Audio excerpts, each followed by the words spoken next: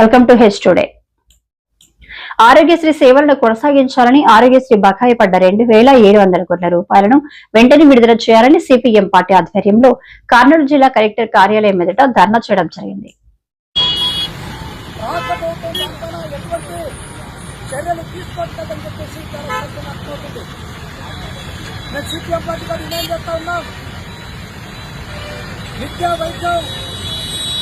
ప్రజలకు ప్రాథమిక హక్కు మరి ప్రాథమిక హక్కుగా వచ్చింది వైద్య సేవల్ని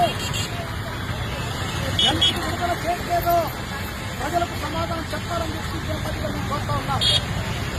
ఏం కోరుతా ఉన్నారు వాళ్ళు? అయ్యా మేము డబ్బులు ఖర్చు పెట్టాం, 2,700 కోట్ల రూపాయలు రోజు రాష్ట్రంలో బకాయి ఉంది అని యాజమాన్యం అయితే దృష్టిగా 200 కోట్ల రూపాయలు మేము ఇస్తామని చెప్పి చెప్పడం అంటేనే ఆరోగ్యశ్రీ వైద్య సేవలు మీరు చెయ్యకండి యాజమాన్యం చెప్పడంతో పాటు లేదు. అందుకోసం సిపిఐ పార్టీగా మేము డిమాండ్ చేస్తా ఉన్నాం.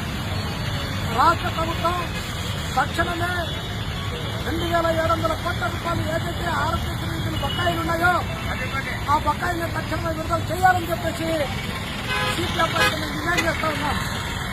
ఆ రకంగా విడుదల చేస్తేనే ఈ రాష్ట్ర ప్రజల పట్ల, ఈ రాష్ట్ర ప్రజల్లో వైద్య సేవల పట్ల ఈ రాష్ట్ర ప్రభుత్వానికి స్పష్టమవుతుంది.